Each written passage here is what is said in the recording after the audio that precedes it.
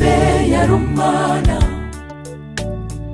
ufite ababyeyi mu muryango mwiza, ababyeyi bakomeye buri cyose, inzu, amamodoka n'amafaranga byari bihari.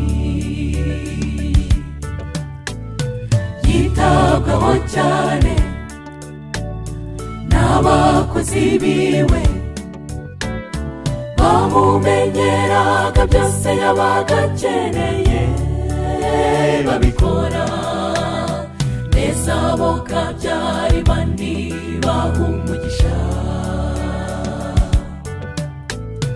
Kare mu gitondo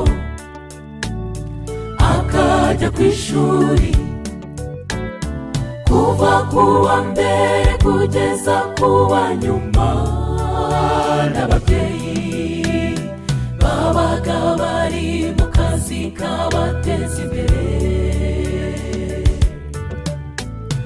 Umwaka urashira, ibiri tatine, adapfa kubona n'umwe mu babyeyi be. Bavaga ku kazi be basinziriye, nawe akabyuka kare bakiryamye, imodoka ikamujyana ku ishuri, be batabonye n'umwe muri bo. Yabona abana bari kumwe n'ababyeyi, maze ibyo bikamushengura umutima. Ibitekerezo bikamurenga umunsi wose, be bakamererwa nabi. Abo bigana bakibaza igituma be bahora babaye.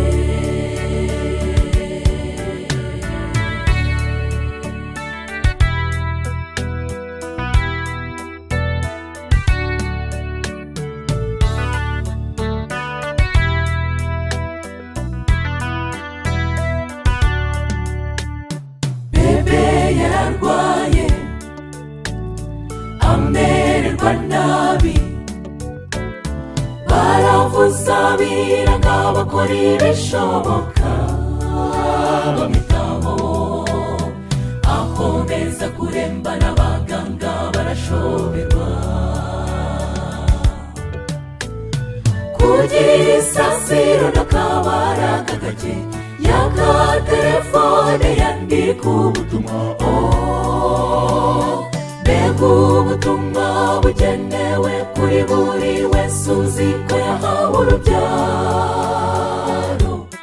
Babyeyi mutekereze cyane ku bana mwahawe n'Uhoraho.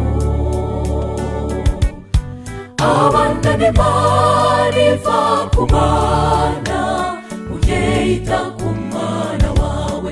Ibindi byose ntibishakwa, biraza cyangwa bikagenda imbere y'Imana mu rubanza.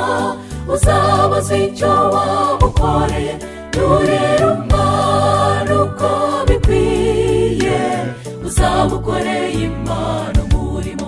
Abana ni Imana iva ku Mana, mubyeyi ita ku mwana wawe.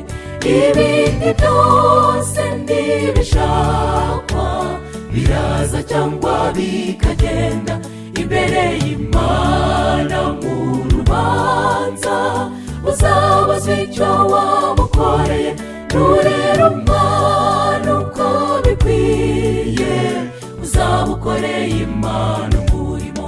Numwigisha gusenga Imana, uzaba ukoreye Imana umurimo. Ukamutoza kubaha abantu, uzaba ukoreye Imana umurimo. Nurera umwana uko bikwiye, uzaba ukoreye Imana.